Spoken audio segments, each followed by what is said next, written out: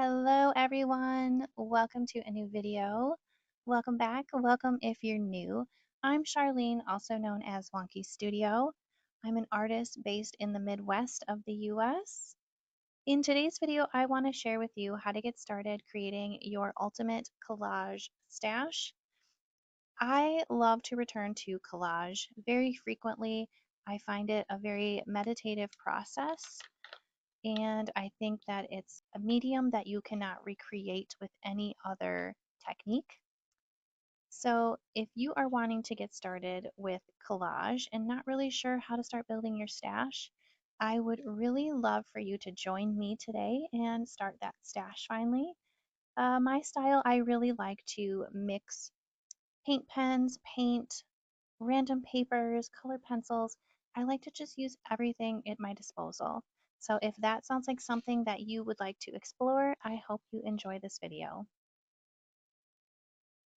One of the first things you're going to want to do to create your collage paper stash is, of course, collect a large amount of random papers.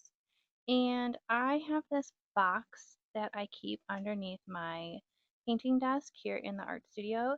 And whenever I receive anything in the mail that has like a pretty color or an interesting texture or pattern, I will throw it in this box. If I have any leftover artwork, pretty much anything like scraps of printer paper, I will put them all in this box. So I suggest kind of just going around the house and creating a box for yourself and start curating a little stash of papers that you can later add paint to, any textures, color pencils, markers, anything that you have at home with you. We can use it to make collage papers. So I'm going to go through this box and I'm just going to start pulling out the pieces that spark inspiration and joy for me so that we can turn them into patterned papers or painted papers to use for a final artwork.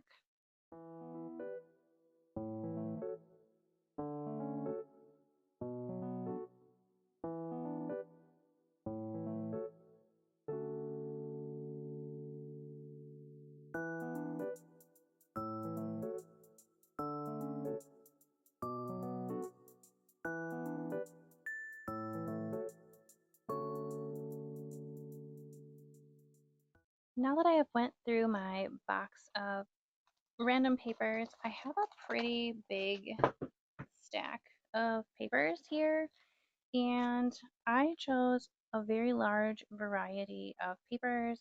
I just have little torn pieces of printer paper. One of my favorite things to save is card envelopes, especially ones that are like two-toned like this. Sometimes the insides and the outsides are different colors. I absolutely love these. I also just have different types of notebook paper that I find at the thrift stores, even book pages. And one of my other favorite things that I like to save is any type of printer paper or paper that I'm using to protect my surface while painting. I always keep these to use for collage later. As you can see, more envelopes and paper to protect my work surface. Also, junk mail that has like a color that I like. I also like to look at the patterns on the insides of envelopes. This one has a nice check pattern to it.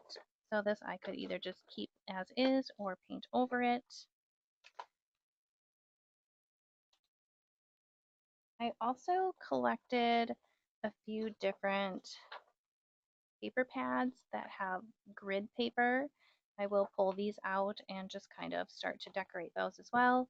This is one of my favorite from the dollar store, this little plain notepad. The pages are so thin. These are great for collage. A paper ruler I found at one point that might be kind of fun to paint. Bags that have designs that you might like. And then I also have these old pieces of artwork that I could cut up that I'm not really connected to anymore, I could use that for collage. I also have these old little painted art journals that I was going to start doing something in, which I could also keep to start as a new collage art journal. But I think that I'm going to use these as pages to kind of maybe rip out.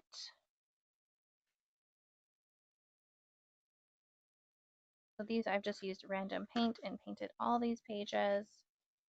And I will go through these and kind of rip out the pages that I think that I would like to add to my collage collection.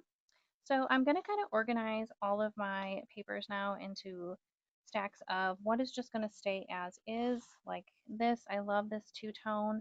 I will probably keep this as is. Same with this. These are kind of like already my done pile. Same with all of these painted papers in these books. But if I'm having pages like plain paper and I know I want to either paint or add texture or design to, I'm going to add that in its own pile so that I can just start grabbing from that pile and decorating.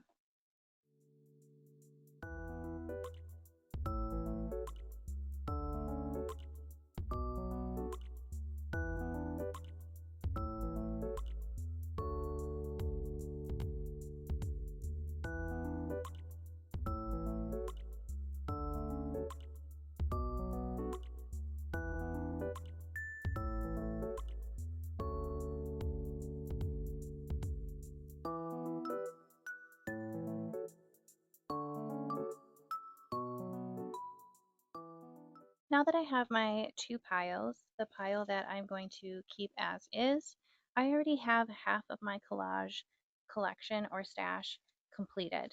The only thing that I will have to do later is possibly cut it down into whatever storage container I'm going to use to store my stash in. So I can go ahead and put these to the side.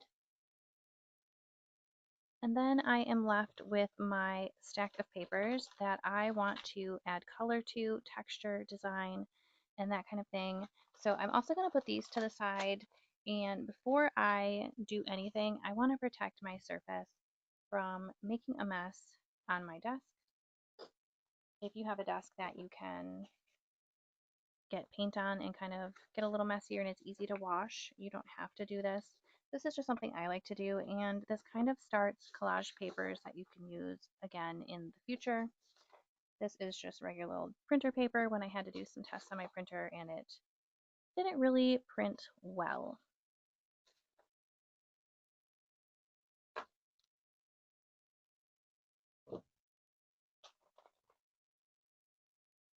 So with my work surface protected and my papers chosen that I want to paint and decorate, I want you to go around your house or your creative space and gather whatever supplies you want to use to create beautiful papers with.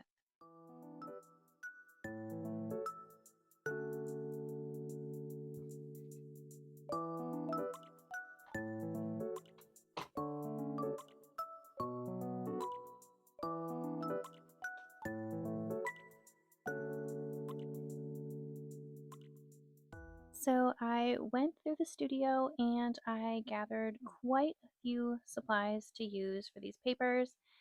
For this, I like to gather all of my supplies that I think I'm going to want to use. I might not use all of them. And I like to put on a little music and just freely create. So what I did grab was some scissors because there might just be portions of pieces of painted paper that I want to use and others that I don't. I grabbed my gouache palette, some color pencils, just some really inexpensive craft paint in a variety of colors. I have some mild liner highlighters. I also have some felt tip pens. I also have my stash of paint pens. And I also grabbed some foam stamps that I've made in the past. I thought that these might be kind of fun to add a second layer on some of the painted papers. And something else that I might grab would be my Tombos, but I have these highlighters here that have just been sitting on my desk unloved for a very long time. So I think I'm going to try to stick with the highlighters. So yeah, gather all your supplies. And next we're going to kind of do a little brainstorming before we actually start having fun creating our papers. Before I actually start creating my papers, something that I personally like to do, you don't have to do this is completely optional, is I like to brainstorm patterns and shapes that I might want to create on my papers. For me, this just kind of creates a little catalog of references that I don't have to think about later once I'm in the actual creating process. So I usually just grab one of my scraps of printer paper and a pen, and I kind of just start trying to think of patterns and shapes that I enjoy to use. And then as I kind of start to create them, more ideas kind of come to me. So, for example, I might want to do like a checkered pattern. So I could do this, and then I could do this several different ways. I could end up painting a checkered pattern, kind of like this, or I could just keep them as lines like this.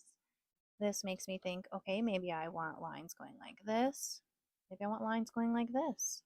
Of course, you could also rotate your paper to use the lines that you created any way you want. Same with like if you wanted like a diamond shape, again, you could just rotate your grid up here. Let's see, maybe you want wavy lines, or how about dots? And the dots, like you could do so many different sizes. They could all be the same size. They could be different size dots. They don't have to be filled in dots. They could be circles, different size circles. Maybe you want circles that overlap. And then let's see, we could even do pluses and circles. Or you could do X's in circles, like hugs and kisses. You could do stars. You could do hearts. You could also do leaf shapes.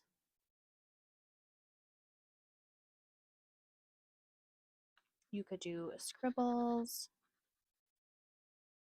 You could do big circles. Or maybe you want to do what kind of looks like little arches of grass.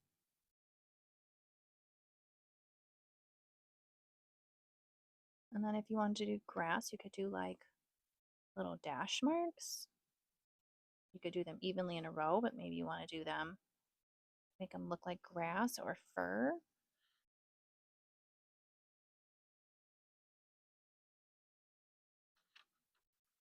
Or maybe you want to do kind of like a little flower or cloud shapes. Or maybe you want to do circles inside of circles. Or maybe we could do the opposite of this and go like this. Maybe we want to do a scalloped edge, like fins or a roof. So this just kind of gets my brain going, and this is something that I will keep to the side of me as I'm starting to create my papers. This way it kind of doesn't interrupt my paper making process, and I can just kind of free flow into one paper and the next. So next, what I'm going to do is, as my base layer, I generally like to start with a painted medium. I will go through and paint a lot of my papers and kind of just flow through painting the whole paper or painting patterns on the paper. So I will probably speed this up and put on some music so that you can kind of see my process in action. And I need to get some paper towel, and I've got paintbrushes already. And yeah, let's get started and have fun.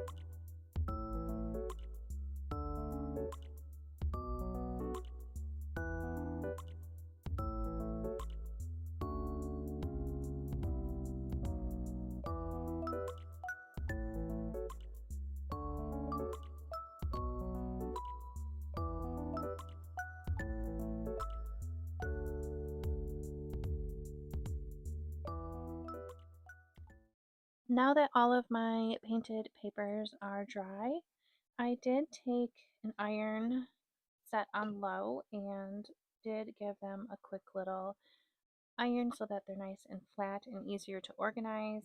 When I do iron them, I just put them on my ironing board and I put them face down, like the painted side face down, and I just use an iron on low over the backs really quickly. And I did also iron the backs of the papers that I didn't paint that kind of were just from old projects and mail and stuff like that that were in my stash already. But I do want to show you how my painted papers turned out. I don't love all of them. I think that's completely normal when you are creating these kind of papers.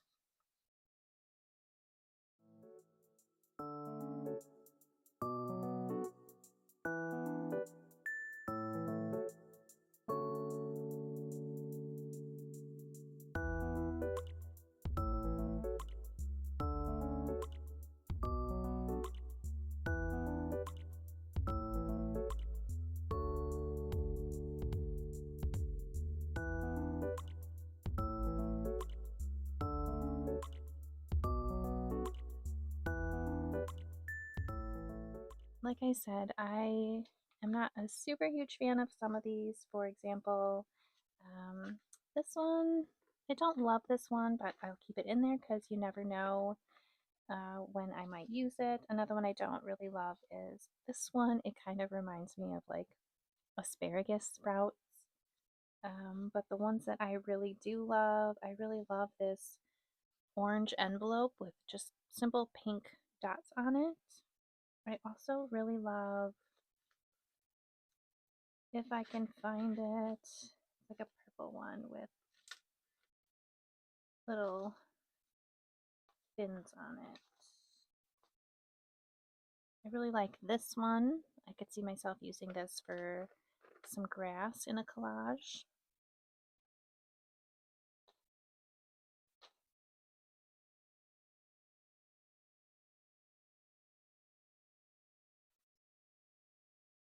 I really like the pink on this one.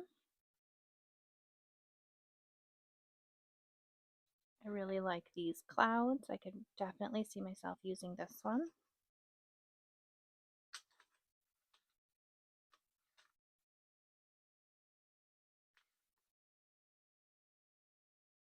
I really like the orange and the yellow ombre on this one. That would make a really pretty sunshine, or maybe like a sun rising or sunset background.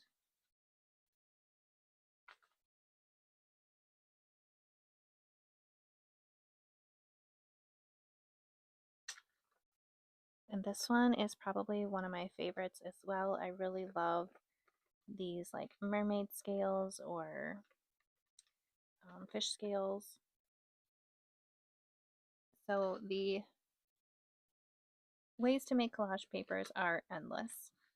But now that we have all of our beautiful painted papers and just random papers from old artwork and mail and loose papers to protect our surface, we need to talk about how we're going to store all of our beautiful papers. So I'm going to set these aside. A couple options that you could use are like a little large zipper case. I just got this at Michael's craft store. I think it came in like a set of 3. You could also use these little report page protectors and maybe put them in a binder and you could separate them by color. You could also use little file folders. I do use file folders sometimes to organize my current system. Or you could even use a very large like zipper pouch. I got this from the dollar store. This would work great as well. But currently, I'm going to show you what I'm using for my current system.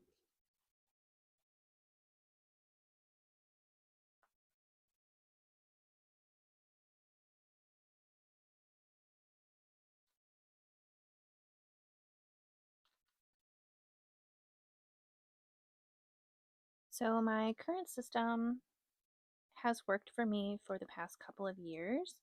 Of course, I have changed it over the years, but this is what has worked for me long term. I rarely ever throw away any scrap piece of my collage paper, so I found that I was ending up with itty bitty pieces, somewhat small pieces that were too small to kind of put into like a file folder or anything like that, and they would just kind of fall out and make a mess. So this is the system that I have come up with. So large sheets that I don't want to cut down to fit in this wallet here, I put into a file folder. This way they can stay large sheets.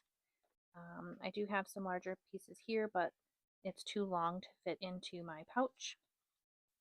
So that's where these all live.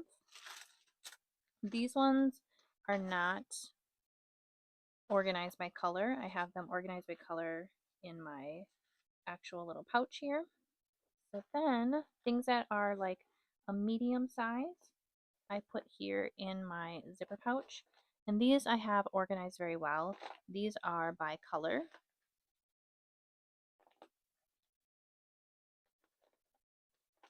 And then I do have a divided section here. So I just put in like a little Ziploc bag to denote that it's different in the back. And these are like multicolored in the back. So a lot of these are pages that I used to protect my surface that I then will maybe use for collage one day. I don't know how to use them, but I think it just looks so beautiful and I cannot throw it away. And then these two are where pieces go once I have finished a project. In here I put small pieces. If I feel like it's too small to really put in here, then I can't see it easily, it goes in here. And if it's like bigger than an inch, it goes in here. Again, these are not organized as well. These ones are kind of just like a hot mess, but that's where my small pieces go. And then my absolute favorite are these tiny pieces. Look at these. These are so much fun to go through and challenge yourself to see what you can make with these because the cutout pieces are so much fun. Like, look at this one. And like the little circles. So that is how I organize all of my collage pieces. Now what I need to do is I need to go through all of my new collage papers and decide where they're going to live. Majority of these are all going to either live in here or in here. It's up to if I'm going to cut it down to fit in here or if I'm going to keep it on the larger side and put it in the file folder. So I'm going to do that now and I will organize them by color as well. And just so you can see what it looks like to start your collage stash from scratch, I am going to start with a brand new folder and a brand new zipper wallet just to give you reference to how quickly your stash builds up. And this is all just from one collage stash making session.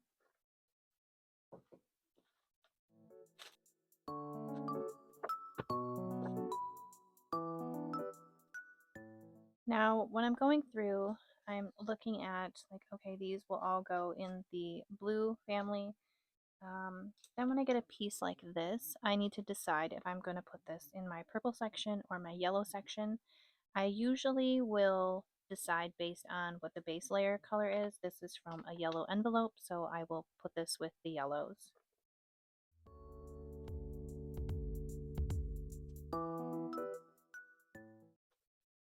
And again, like I mentioned before, I had a multicolor section.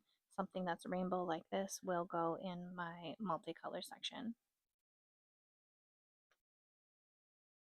But my rule with this, like with the yellow paper, it's the background.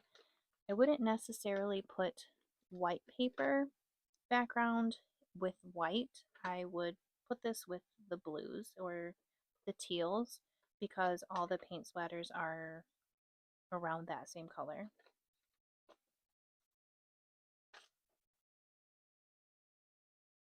One thing I would like to also note that even though I have different colors on here, sometimes I will cut them.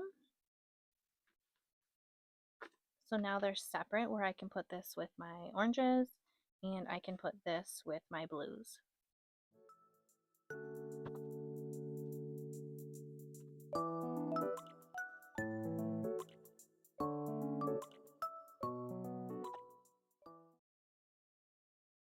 This one I don't want to cut, so I know for sure this is going to go into my folder here.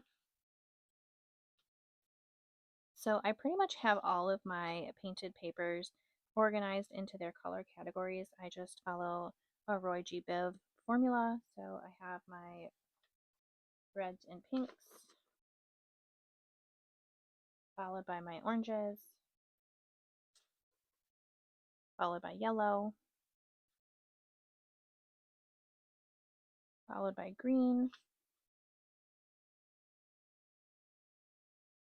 then blue,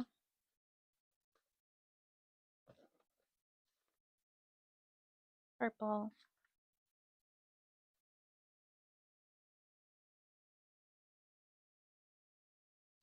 then I usually do browns,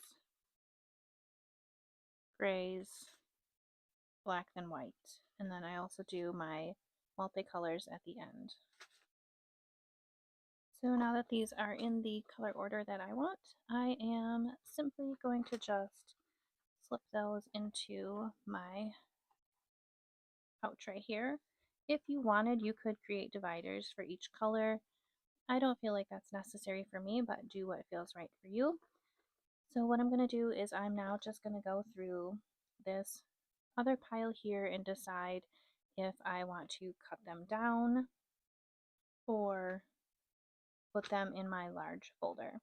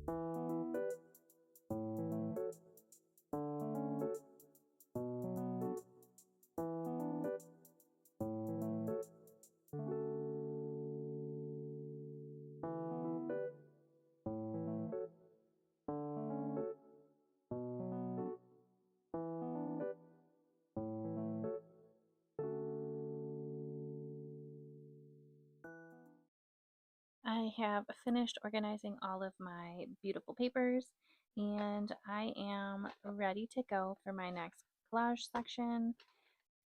As you can see, I have everything nice and organized here. And then in here, if I feel like it, I can go through and organize these by color. But again, I'm not super worried about the bigger sheets because they're kind of larger and easier to kind of flip through as opposed to the smaller pieces. But as you can see, just going through and with one session, I have such a great start to a collage stash. So just imagine if you're able to do a couple sessions like this throughout the year, your stash can really start to grow and become really beautiful. And each time you do this, you're going to have new ideas, be inspired by different colors, different marks. So it's really going to start to round out your collection. I really hope that you enjoyed seeing how I create my collage stash. If you give this a go or have any suggestions how you have created a collage stash, I would love to hear about it. But until next time, I hope you have an amazing, beautiful, wonderful day. Goodbye.